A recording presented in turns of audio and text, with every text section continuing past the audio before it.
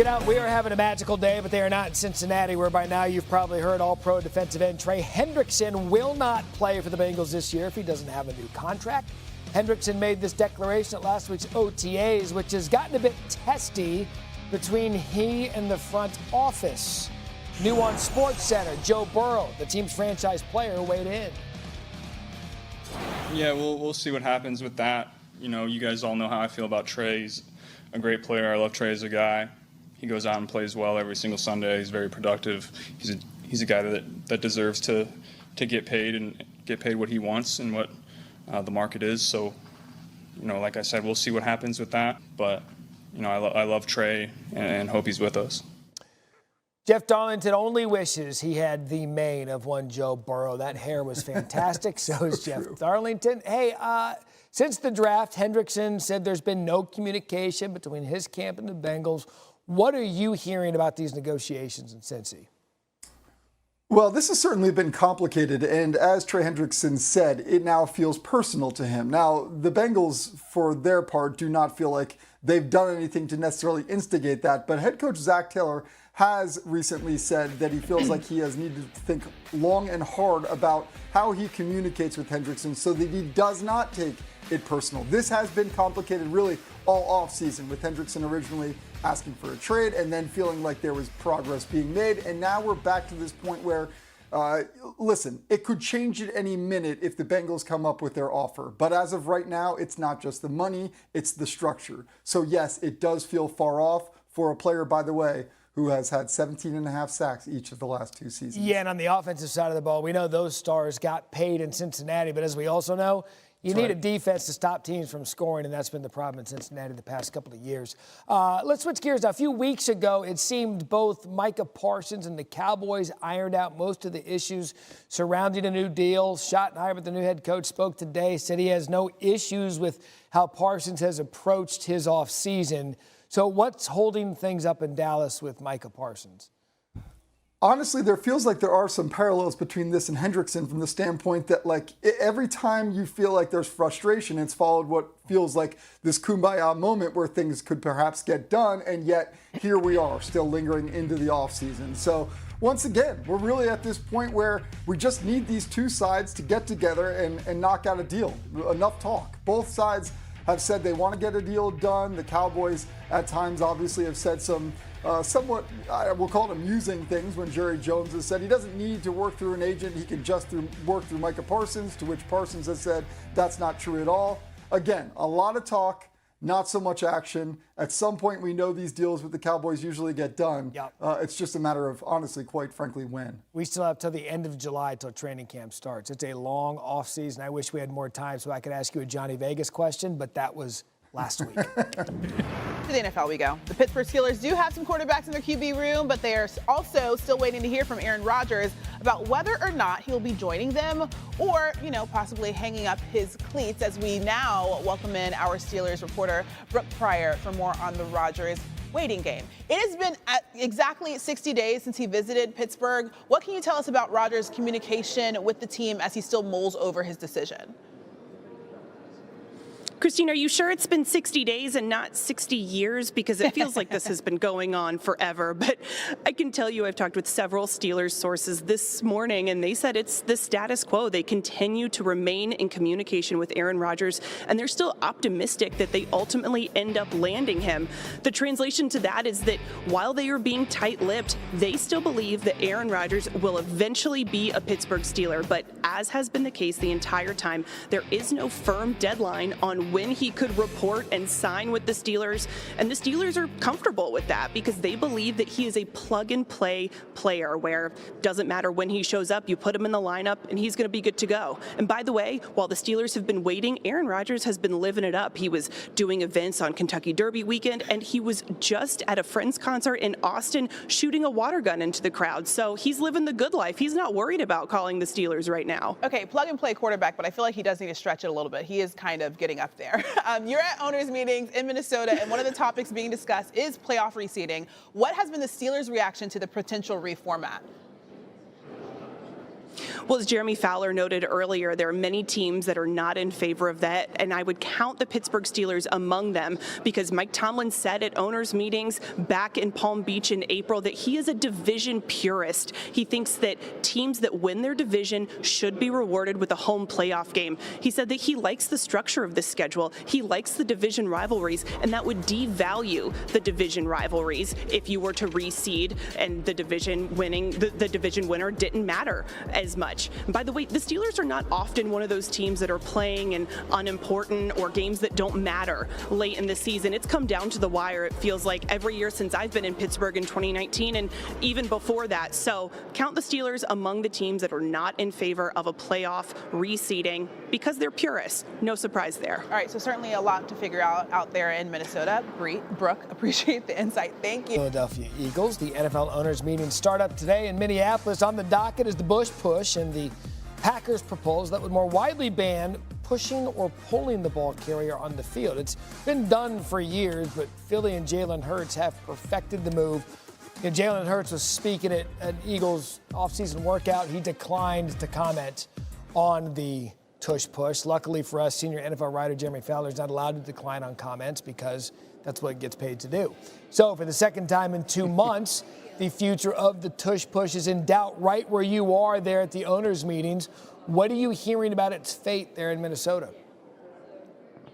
Matt, the tush push is officially on the ropes. NFL owners are expected to meet about this on Wednesday morning, so they're going to vote on whether to eliminate the ability to push or pull any ball carrier at any time. So this would essentially go back to the way the NFL was in the early 2000s. And the expectation is this could be pretty close.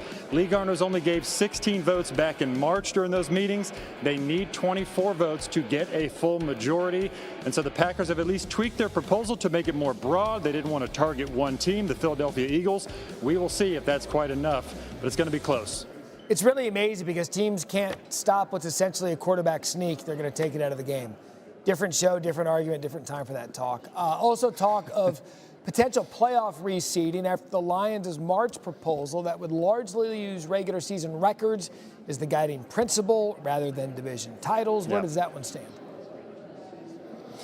Well, Matt, the people I've talked to are a little skeptical. They're not overly optimistic that that ruling will get passed. There are just too many teams that still value divisional crowns and being rewarded for that. But the people I've talked to also expect that a change is coming, if not now, then eventually, especially in light of an inevitable 18-game season. At least that's what it feels like, that will come to a point in the future. And the league wants to eliminate any sort of meaningless games late December, early January, where teams are locked into a seat. They want that more open-ended. Yeah. So we'll see. But the teams I've talked to don't expect a lot of movement, at least this week, unless something changes or there's a lot of convincing behind closed doors. Yeah, maybe like the college football model we're talking about. If you win a conference, you're in the playoff, but you're going to get seeded based on your ranking and record. I mean, I think we'd all agree that's probably a little bit better of a way to do it. And finally, the owners are also supposed to vote on whether to allow NFL players to participate in the flag football during the 2028 Olympics. What's more there? Yeah, Matt, the owners are meeting here at 3 p.m. Central Time in Minneapolis to go over that very topic. It is expected that they're going to vote for NFL players to be eligible for flag football in the 2028 Olympics. Flag football is a huge initiative for the NFL. They want this. A lot of the players are open to it and excited about it. So really, that's not the issue, is voting it through. The issue is the ground rules that they're going to have to set. The NFL Management Council is going to have to get with the players' union to hash out how they handle potential injuries, how they handle logistics of like salary cap credits if somebody does get hurt, how many players per team can be in there. So all of that will be hashed out in the coming months. I have a question. Who from France or Trinidad and Tobago is going to line up and play flag football against NFL players in the United States? Like, who are they fielding? Yeah, I would have to look at the databases in the NFL to see how many of those guys are actually in the league. Maybe there's somebody. It's going to be a tough slog there for sure. Yeah, good luck. Fowler, good stuff. Thank you. Đây mình sẽ hướng dẫn các bạn cách làm một sợi dây treo trang trí đơn giản từ len nhé. Nguyên liệu đây nha, mình sẽ sử dụng 3 màu sắc len như thế này này. Hồng, xanh, cam kết hợp lại nhé. Dùng kim móc len này là kéo nữa này. Và bây giờ sẽ bắt tay vào là mình sẽ sử dụng cái phần len màu cam trước nhá. Dùng phần len cam trước. Bây giờ mình sẽ móc vào đây một cái hình tròn nha mọi người. Mình sẽ tiến hành móc vào.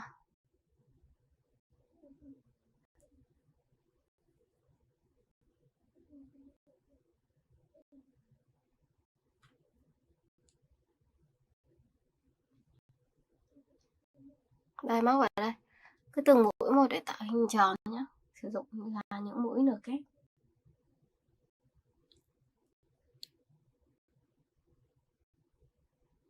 Mũi tiếp.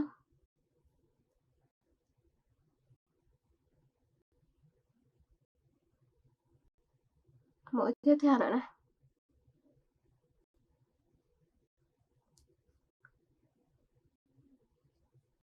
Đấy, cứ móc luân phiên cho mình nhé. Tiếp nha.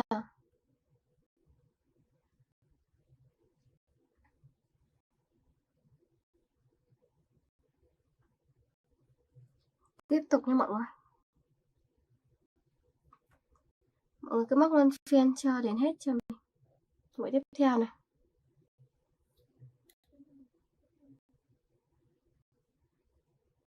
Mình tiếp tục mình móc xuống.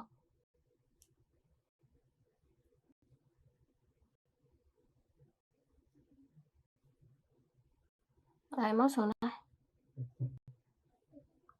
Cứ luân phiên từng mũi. Tiếp nha.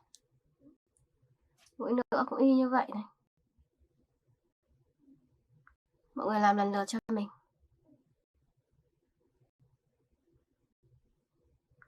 Mũi tiếp theo mình cũng làm như vậy nhé.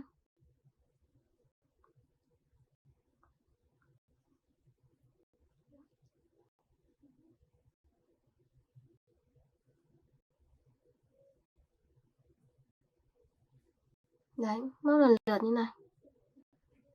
Ở đây còn 2 mũi nữa là sẽ kết thúc được cái hàng này nhá.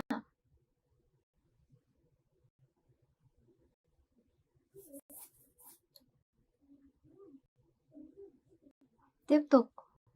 Đây mình móc tiếp vào.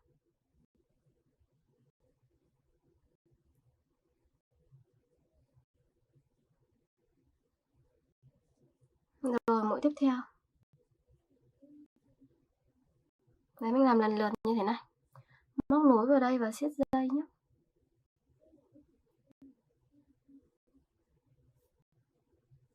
Ok nha, được cái hình tròn màu cam rất là dễ thương như thế này. Giờ sẽ đổi màu len đi. Đổi sang màu hồng nhé mọi người. Bây giờ sẽ gỡ len ra để dùng. Bây giờ sẽ móc cái màu hồng này vào.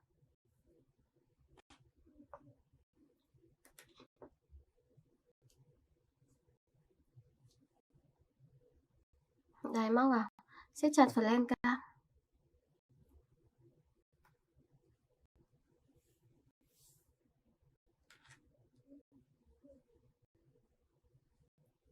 Giờ sẽ móc xuống đây những cái cánh hoa nhé. Mình sẽ móc những cánh hoa nha mọi người.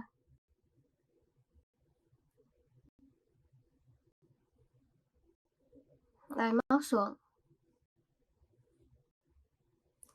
Cứ 2 lần len lên là được một cánh. Đấy, móc lên như thế này. Lại cái mũi này một xíu. Mọi người móc cho đều tay thì nó mới đẹp nhá.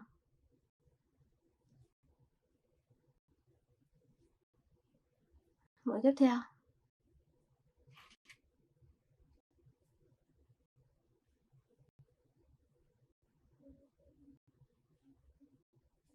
Đấy, được một cái cánh như này.